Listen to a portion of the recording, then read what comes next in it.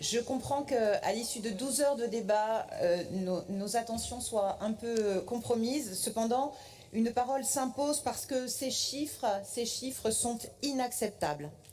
Pour être précise, je dois commencer par rectifier les chiffres qui sont dans la version écrite de cette question orale, puisque les victimes de féminicide, qui sont quasiment toutes des victimes de violences conjugales, sont déjà 127 en France pour la seule année 2025, qui pourrait être celle de tous les records à ce rythme, y compris en termes de victimes collatérales, puisqu'à ce jour, on recense 55 orphelins victimes de ces crimes.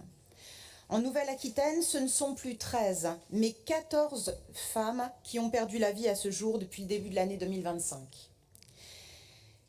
Nasrine, 41 ans, le jeudi 9 janvier à Senon, étranglée.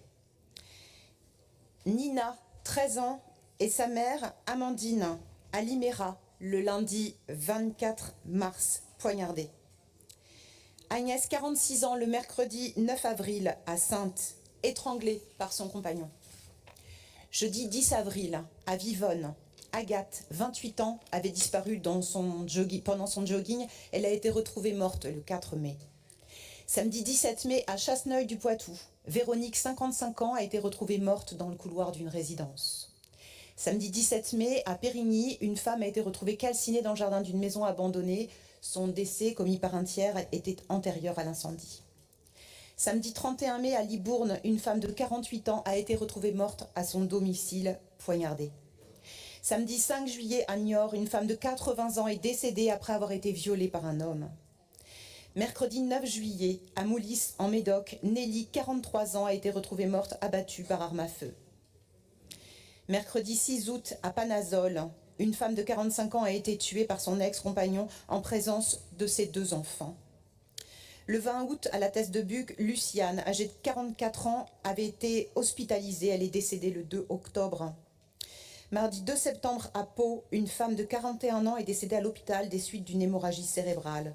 Son conjoint a été mis en examen pour meurtre. Lundi 8 septembre, à Poitiers, c'est Inès, 25 ans, qui a été poignardée à mort par son ex-compagnon en rentrant chez elle. Elle était également détentrice d'un téléphone grave danger. Désolée pour mon émotion, mais comment rester indifférent à ces crimes odieux, tous plus sordides les uns que les autres? Derrière chaque drame, un autre scénario était possible, avec une vraie politique de prévention et de sanction, comme c'est le cas dans plusieurs pays voisins. Non, les moyens dévolus pour financer la lutte effective contre les violences faites aux femmes en France ne sont pas suffisants.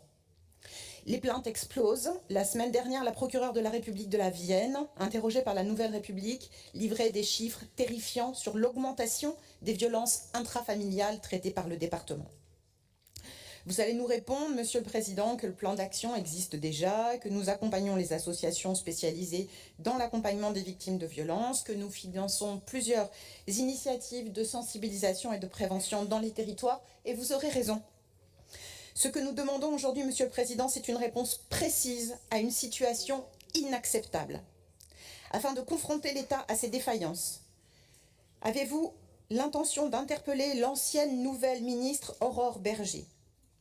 Traitons le problème à la racine, accentuons nos efforts pour le déploiement des parcours éducatifs dans les lycées, notamment dans les séances d'éducation à la vie sexuelle et affective qui agitent les débats à droite de cet hémicycle.